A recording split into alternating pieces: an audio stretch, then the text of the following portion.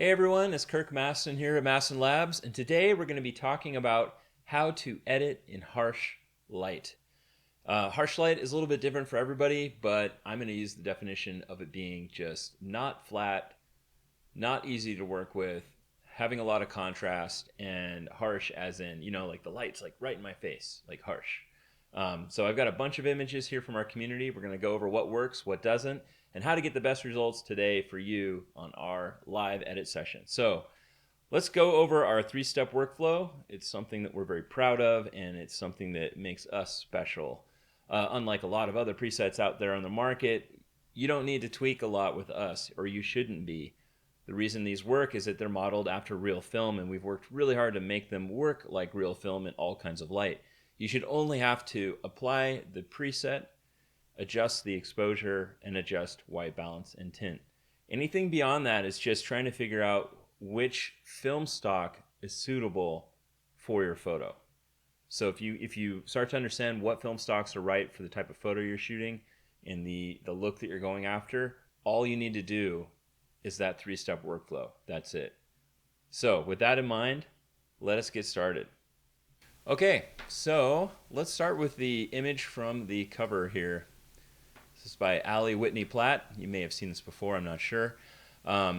This, to a lot of people, looks like harsh light because you've got these big bright areas on her dress that are lit up in the sunlight.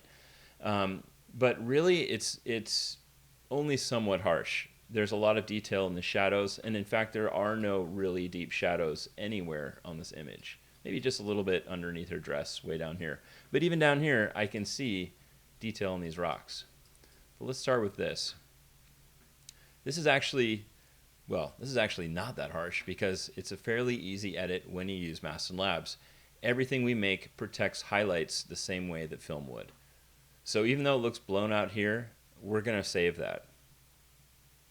So I'm going to go to Fuji Color Original, which is the original light and airy style out there, and we're going to go to, let's do 800Z.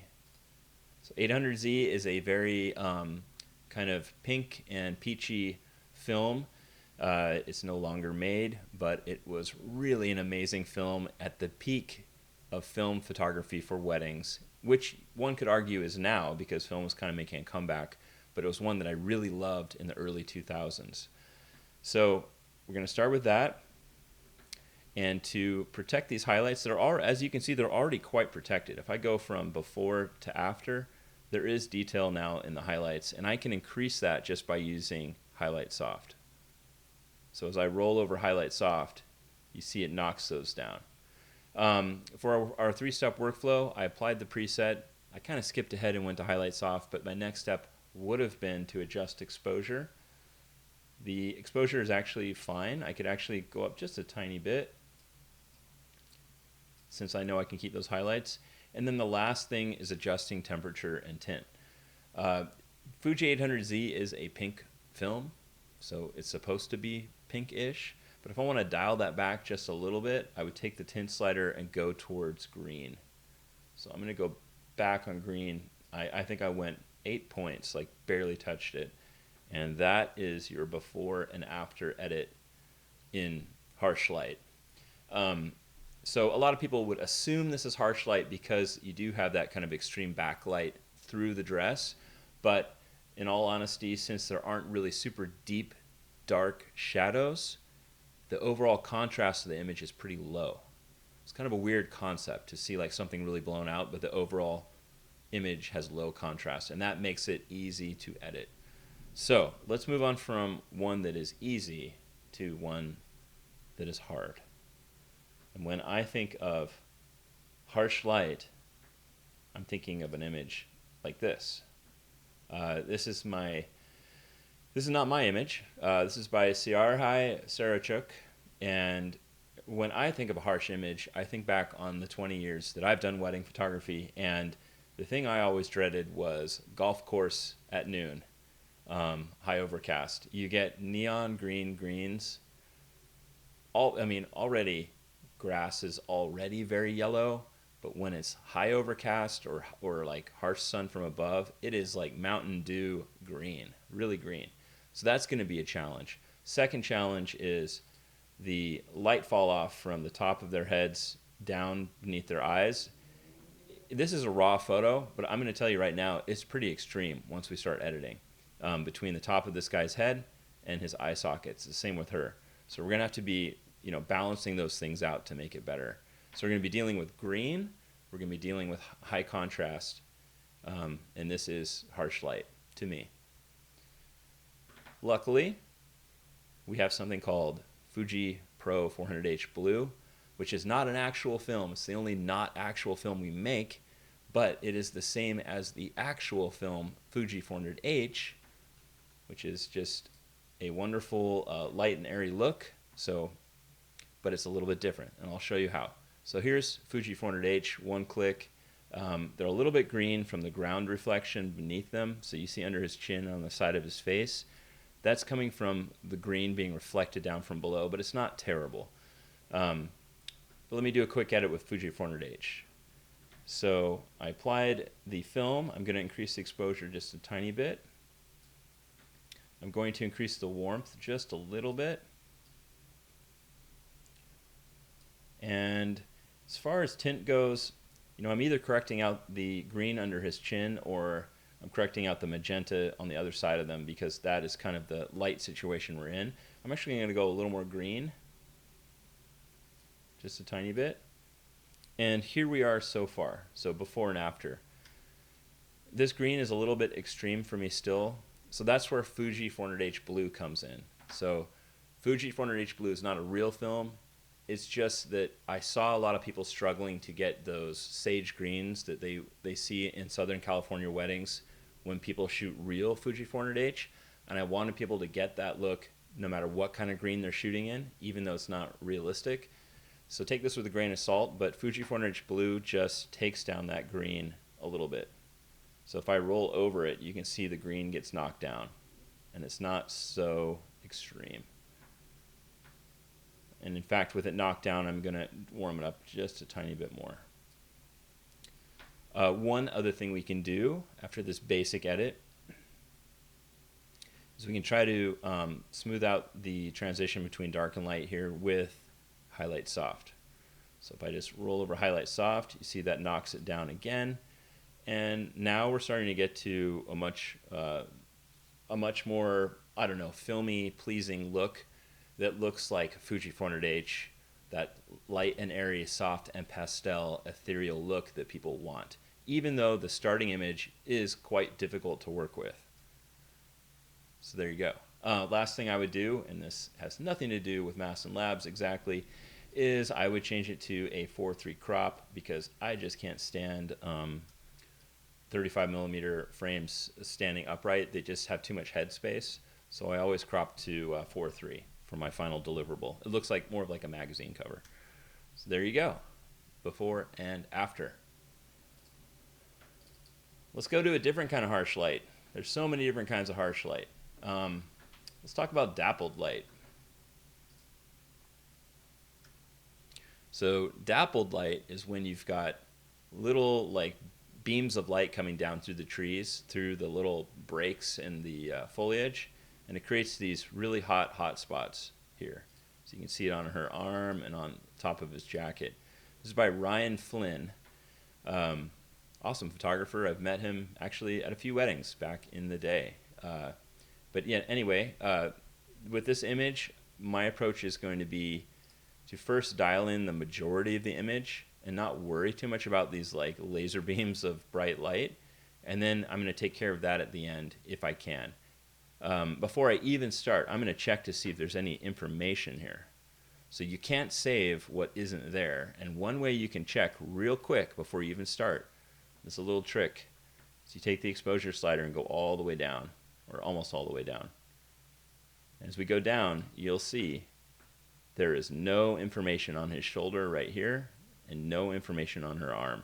So no matter what I do, I cannot recover that. There's no preset or anything made in the world that will recover that little bit of information, because the sensor could not pick it up. It's too harsh. That doesn't mean that the photo is going to be bad. It's totally okay for things to be completely white. And when I was starting out as a photographer, I thought that everything had to be perfectly exposed, like all the way across the frame. Like every single pixel on the entire frame had to have information in it, and that is absolutely not true. It is okay to selectively decide where things go pure white, and if you look at a lot of fashion photography, where they're shooting backlit or high key, they let the sky go completely white all the time. You've just not maybe noticed it yet. So next time you're browsing through magazines, look for that. It's totally okay. That's not what makes a picture good or bad.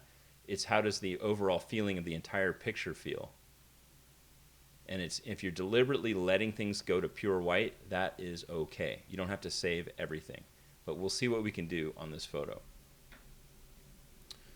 Okay, so this photo again kind of screams to me Fuji color original with Fuji 400H.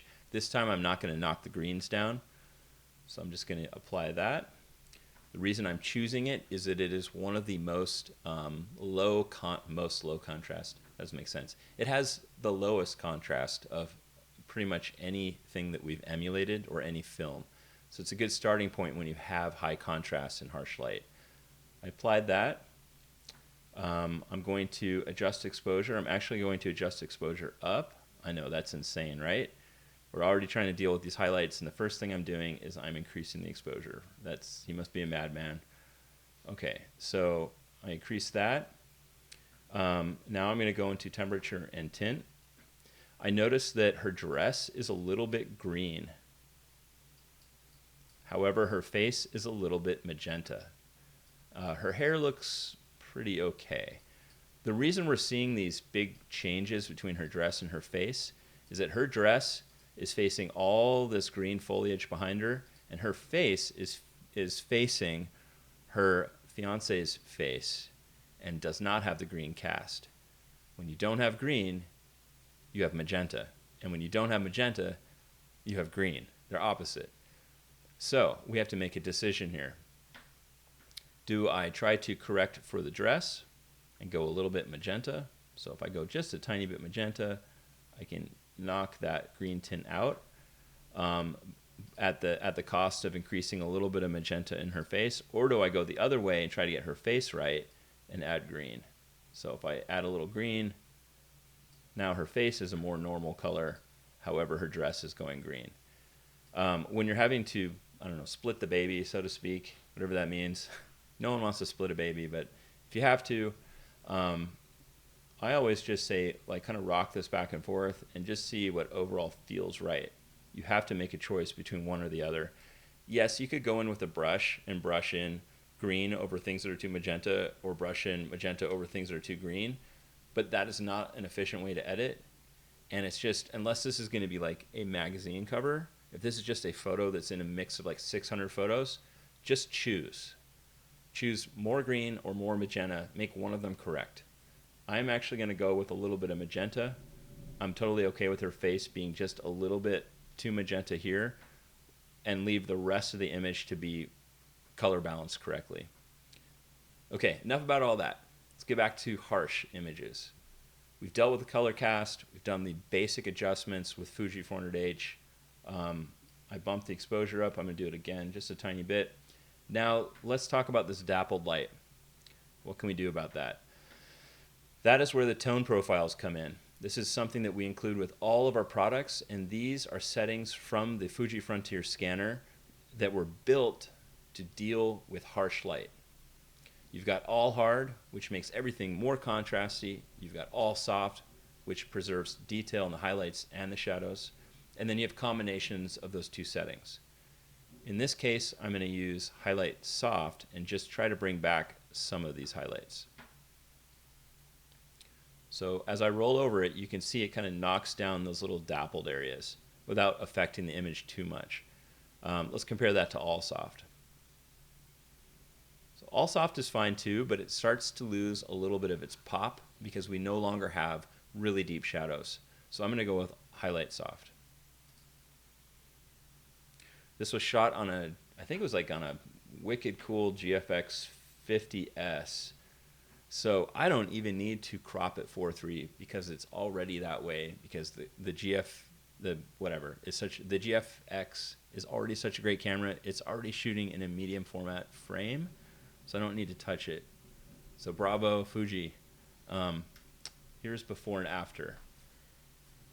Harsh light, and yet it looks flippin' fantastic. A lot of harsh light is a mindset. Again, when I was starting out in photography, I just made this assumption that if you have like a sky that goes white, you've screwed up somehow. That is not the case if you're intentional about it. On this photo by Keisha Ends, just do a quick edit with, I don't know, let's do Ektar. So I'm going to go to Adventure Every Day, Ektar 100. I'm going to, let's see with the exposure here. I'm going to go up a bit, actually. And I'm going to increase the temperature. As far as tint goes, it's actually a little bit too magenta. You can see the tint sliders was cranked up to 60. It's crazy. Crazy camera. What are you even thinking? So I'm just bringing it down a little bit. And then we have this white sky. That's totally cool. That's okay. Let's do all soft. There we go. We'll do all soft. And when you click on that, you can actually see the beginning of a cloud to appear here. So there is some information in the sky. Let's bring down the exposure. Okay, and I'm going to do lens correction on. It doesn't need it or want it, so that's okay. All right, so we could just leave the photo like this. Let's crop it to 4:3. And if I was, say I was a magazine editor and I was looking for a cover image, I don't mind this big white space. This is fantastic. This is like where you put words, where there isn't a bunch of crap, overlaying it in the background. It's a nice clean space. The photo doesn't look like garbage because the sky is white. It looks fine. It looks great. In fact, it's nice to have a little bit of that contrast. So there is before and after. And if you don't believe me about things being blown out and that being okay, I implore you to go to your local newsstand, look through the magazines, especially the more high-end fashion magazines, and you will see that this is like how business is done. It's a mindset issue. So we've tackled the bright areas as much as we can. It looks great. If you wanted to go a little further, if you're like, I am totally uncomfortable with the sky being white, you can always go get a graduated neutral density filter from over here. And what you can do is put it on burn and then just drop it from the top and drop it like it's hot. And then just start cranking down the exposure, or you could go to whites, however you want to do it. And there's probably a preferable way, and then you can add a little bit of yellow with the temperature slider. That's if you like absolutely cannot stand that is pure white. I personally think it looks better. Like if I was shooting actual real film, you wouldn't see this unless I was using a actual graduated neutral density filter. Look that up if you want. I don't see anyone using them anymore. But honestly, if I was shooting this with my contacts, I'd just let it go white. Looks good. So that is my harsh light edit for this image. And this is with Ektar from the Adventure Everyday pack. Ektar is like super saturated, it's contrasty, it's got a lot of punch, but it's kind of the new hotness right now with wedding photography. It's a really great look, especially if you are coming from Fuji 400H, which was the king of the hill for like 10 years. It's got a lot of the really beautiful colors of Fuji 400H, but amplified quite a bit. All right, let's go to this image. So this image I wanted to bring up because it might have, this is by Radical Agape Productions, really beautiful moment, really nice. I am going to intuit that the photographer saw that it was harsh light where they were shooting. And so by pulling the veil over the couple, you are creating basically a really nice studio diffuser. So if you were a studio photographer or a commercial photographer, you would actually go out in the field with all of your assistants, and you'd put up like, what are they called? Silks, or like it's like gauzy material to knock down the light and to diffuse it. And that is exactly what happened here, making what could have been a very harsh situation really nice. It's still a little bit harsh up here along the edges, and we'll see what we can do about that. Let's see, let's branch out a little bit. Here's Fuji Color Everyday. So with this image, I think something in the Fuji Color Everyday original pack would look really nice. So I'm going to do Superia 400. And then I'm going to increase the exposure just a little bit here, bring down the temperature, add a little magenta. And actually, it's quite a bit harsher than I thought. Let me try all soft. There we go. All soft. Bring it down just a bit. Perfect. Okay, so they have really nice light on them because of the veil. I'll show you before and after.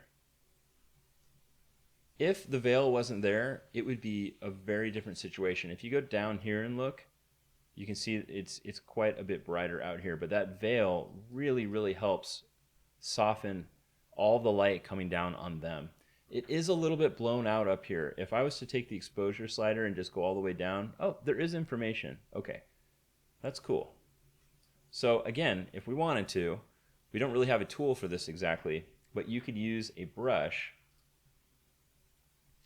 and just darken the sky just on the very edges if you were obsessed with there being detail on every part. Again, I don't think it's important, but if you like it, go for it. So there is before and after, and this is with Superia 400 from the Fuji Color Everyday Original Pack. I'm going to do one more thing. I'm going to go 4-3 because that's just what I like. And it actually puts them in a nicer rule of thirds area here where their faces kind of connect. And there you go. Looks super good. Okay, let's move on. Let's move on to something completely different. Mountain climbing. Why not? This is by Yoli Marketing, Mitch Clark, and they had requested Ektar. All right, let's see if that works. First of all, this is a harsh light edit. This has harsh light for sure. Let's just see if there's any information here in the snow. I'm going to say probably not, but let's look. Okay, I stand corrected. There is a lot of information back here. I mean, there's some parts here where there's nothing, but a big chunk of it is really good. So that's cool. We can do a lot with that. All right, so let's go to Ektar. The 3-step workflow, apply the preset. Increase or decrease the exposure. It's normally increase the exposure, seems to be the deal. And then we're gonna work on temperature and tint. So let's warm it up. Oh yeah, this is looking cool. And maybe drop the tint just a tiny bit towards green. Well, it looks great. Cool, this looks like a Patagonia ad or Topo ad. Really nice. All right, so we are stuck with this big white spot here. We know there's information there because we looked. What we're gonna do is we're gonna do all soft. Or how about highlight soft? Oh, there we go. Okay, highlight soft, that started bringing it back. Let's do lens correction on. Okay, that's gonna bring back, it's gonna take out the vignetting and distortion in the image. I do this sometimes if I'm trying to even out the contrast in the image, because if the outside is really dark, then you're working against that. So let's see if we turn that on, and that will let us drop the exposure just a little bit again. Looks pretty cool. I kind of like the vignetting, so I'm gonna split the baby again. I'm going to leave the lens correction on because I didn't like that distortion. Go into the lens correction setting, and I'm going to put the vignetting back in. Just the vignetting, not anything else. Just a little bit of it. Right about there. Okay, still got this patch here. We've done highlight soft. That's as far as the modules in our packs will go. This is really extreme. So again, we're gonna probably have to go into the brush here and either do exposure or whites down and just try to bring this back a little bit. Whites, highlights, I don't know. I'm sure there's a much more scientific method for extreme highlight recovery there, but the highlights slider is for highlight recovery, so I kind of primarily focus on that. Whites bring down kind of the overall top white point down. I do that just a little bit, not too much. And then exposure can cause some like haloing artifacts, as you can see over here. So I can bring it down just a little bit, but I'm going to want to just go along the edges and clean that up, like take it away. I don't want there to be this weird HDR halo. I hate HDR. I'm going to go on the record and say I hate it. It's the worst. So it looks fake. It looks super fake for me. So I'm going to try to like keep it mellow. So I took away those weird edges. Bring this back. We're getting there. I know, this is a lot of work. And then I have to ask myself for what? Why am I doing this? I think it's brought back enough that it's not such a glaring, weird thing. And does it detract from the photo? Let's see the before and the after. I mean, that is a pretty wicked, nice recovery there from before and after. Sometimes you can be working on a photo and just go, oh man, I suck. I can't get this. My editing sucks. And then you have to stop and look at where you started from and just realize that you're trying to build like the pyramids out of like loose sand. There's only so much you can do. This still looks like a great photo, even though we can't recover all of that white snow back to like being perfect. To go from where it was to where it is now is pretty good, and I would leave it. So there you go. All right, let's do one more and we'll wrap things up. If you have any questions about editing in any kind of light or finding the right preset for the type of photos that you do, join us in our Facebook group. Just search Mastin Labs Community. We will be happy to bring you into the fold. We don't care if you own any of our products or not. It doesn't matter. I just want to help you, and the whole company wants to help you, and the whole community wants to help you succeed.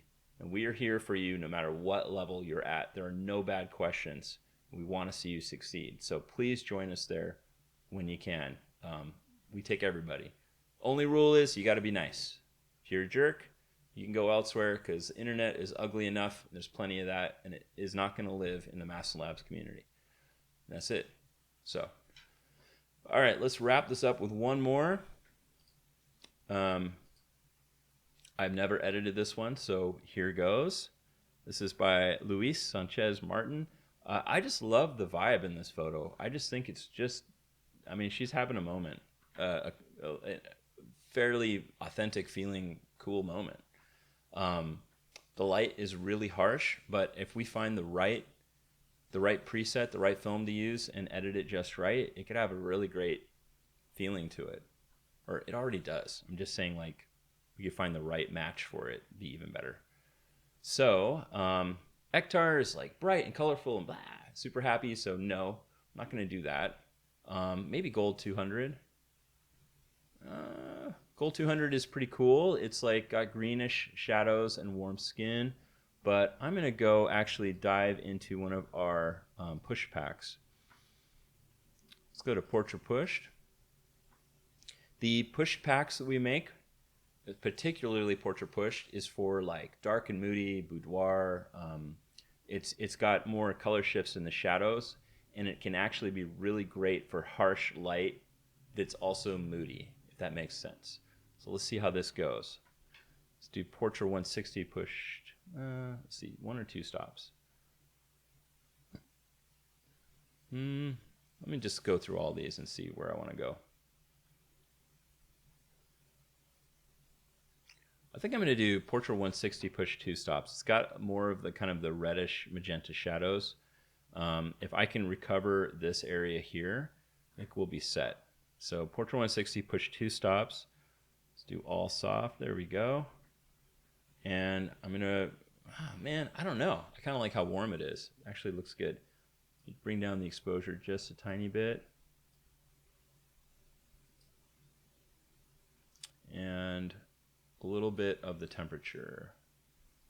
Okay, now tint. Portra 160 push 2 stops is a kind of magenta red forward look. So I don't want to cancel all that out. I mean, it's supposed to be that way, especially down here in the shadows. But you notice her skin still looks really good.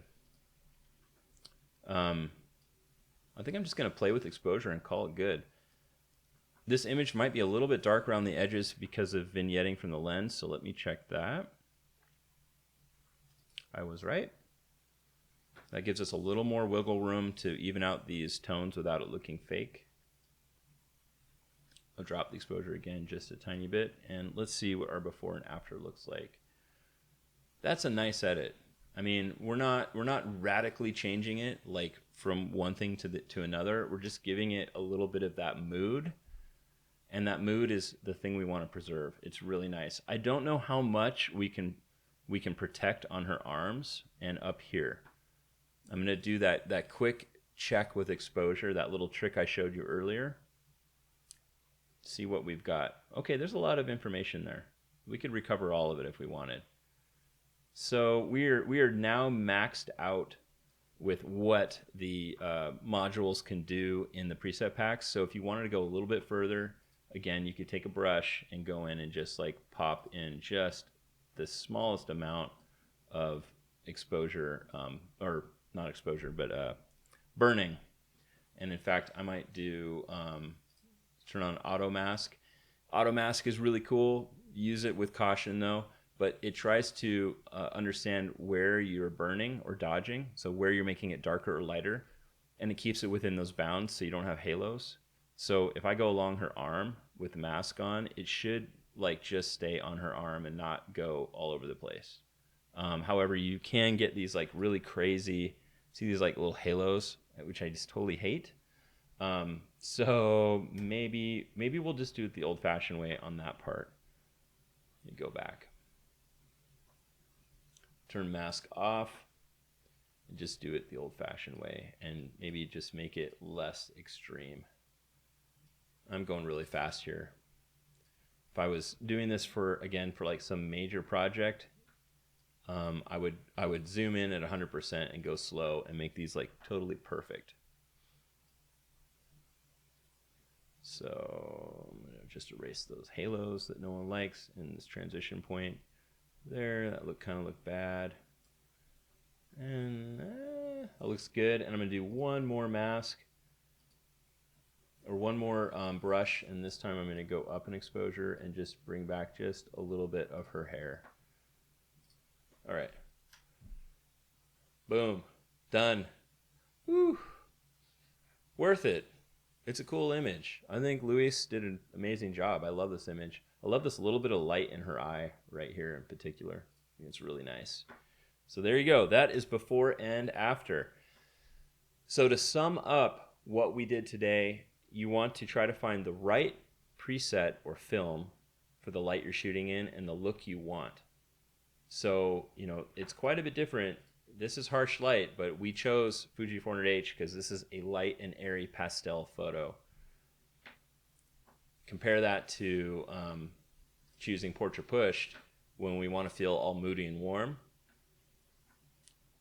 or Superia 400 when we just want like bold, true to life color with really nice contrast. So they're all very particularly chosen films or presets. If you want to learn more about that, go to our YouTube channel, subscribe. We've got all kinds of videos on different types of films, different film presets, and we will help guide you to the one that fits your style and the photo that you want to edit. That's really important.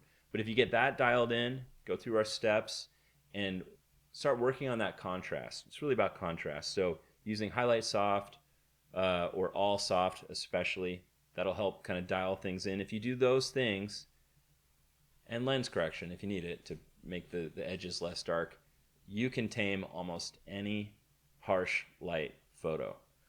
Lastly, don't be afraid to let something blow out to being completely white. That is okay. That is a big thing I had to get over in my own mind when I started out, was that everything had to be perfect. And if you go down that route for too long, you're going to be one of those people with like very cartoony, neon, bizarre HDR images, which is totally fine. I'm making enemies here, but I'm also making friends. If you don't want that look, just accept deep down inside that things can be blown out and it can be high level Vogue magazine type stuff. And it works. So just remember that. Okay, thank you for joining us today. Please find us at the Mastin Labs community on Facebook. Join. We'll welcome you in. Doesn't matter if you own anything. We just want to help you. Also, you can slide into our DMs directly by going to what is it? m.me/Mastin Labs, and you can send us a direct message, and we'll get right back to you, and we'll help you however we can. If you're seeing this on YouTube, be sure to hit that subscribe button and the notification button so you don't miss anything. We make 2 fantastic videos every week with more on the way, and you don't want to miss out. So until next time, have a great day and happy editing.